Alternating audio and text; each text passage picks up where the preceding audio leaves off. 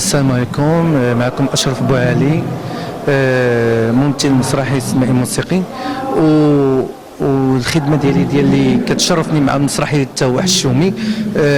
عميد الفرقه الاستاذ عبد الواحد مؤذن.